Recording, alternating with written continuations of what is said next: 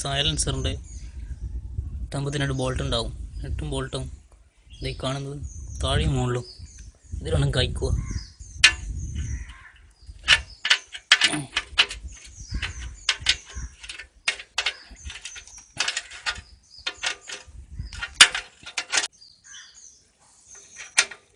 ഇത് 10-ൻ്റെ സ്പാൻഡർ കൊണ്ട് കഴിക്കാൻ പറ്റും. 10-ൻ്റെ വോൾട്ട് ഇത്.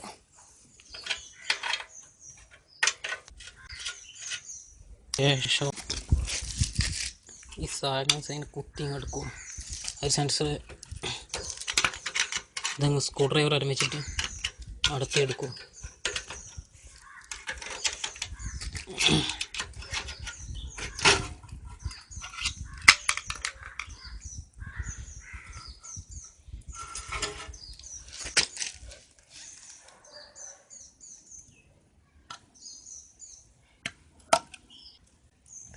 ഇത് ഞാൻ മോഡിഫൈ ചെയ്ത് കസ്റ്റം മഫ്ലറാണിത്. ഇത് സാധാരണയായിട്ട് ഇങ്ങനെയല്ല ഉണ്ടാവുക. ഇതിവിടെ ഒരു പീസും വന്നിട്ട് ഇവിടെ വേറൊരു കോപ്പിയും കൂടി വരും. ഇവിടുന്ന് കട്ട് ചെയ്ത് കളയുക ഒരു പീസ്. അതിന് ശേഷം ഇതിനുള്ളിൽ ഇതേപോലത്തെ ഒരു പൈപ്പ് ഉണ്ടാവും, ഹോൾസുള്ള. അത് റിമൂവ് ചെയ്ത് കളയുക. എന്നിട്ട് ഇതേപോലത്തെ ഒരു ട്യൂബോ റൗണ്ട് ഷേപ്പിൽ എന്തെങ്കിലും ഇത്ര ഹൈറ്റിലങ്ങാൻ വെച്ച് കട്ട് ചെയ്യുക.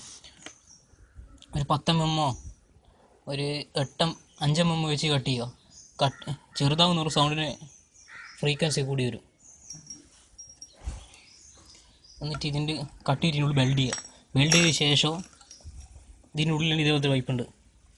ഇതുണ്ടോ?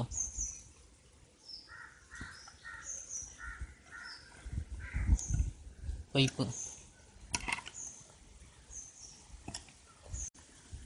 ഇതിനുള്ളിൽ പൈപ്പുണ്ട്. ഈ പുറത്തിരിക്കുന്ന ഇത് നമ്മളെ പാത്രം തേച്ച് ചെയ്യുന്ന സ്റ്റെയിൻലെസ് സ്റ്റീലിൻ്റെ ഒരു ചേരിയില്ലേ, 10-15 റുപ്യേൻ്റെ ഏറ്റവും ഒരു 5 എണ്ണം വാങ്ങിയിട്ട് പുറത്തിട്ട് കൊടുത്താൽ മതി. അന്നേരം അധികം ഹീറ്റാവില്ല ഈ മെറ്റീരിയൽ, ഉള്ളിലത്തെ മെറ്റീരിയൽ. അതിനോട് ഇതിട്ട് പിന്നെ നല്ല ഒരു മുഴങ്ങുന്ന സൗണ്ടും കേൾക്കാം.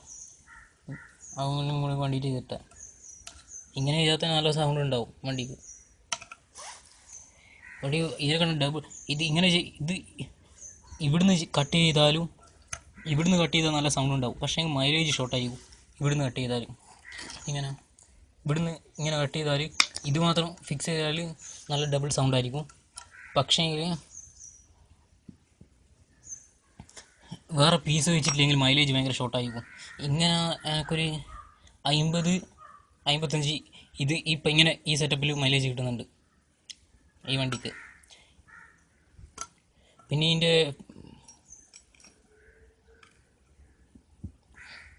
വേറെ എല്ലാം ഓക്കെയാണ്. ഇങ്ങനെ ചെയ്താൽ മതി. അതിനുശേഷം ഇത് കഴിച്ചിട്ട് അതേപോലെ തന്നെ കറക്റ്റ് പൊസിഷനിൽ ഫിക്സ് ചെയ്യുക, സ്ക്രൂ ചെയ്യുക.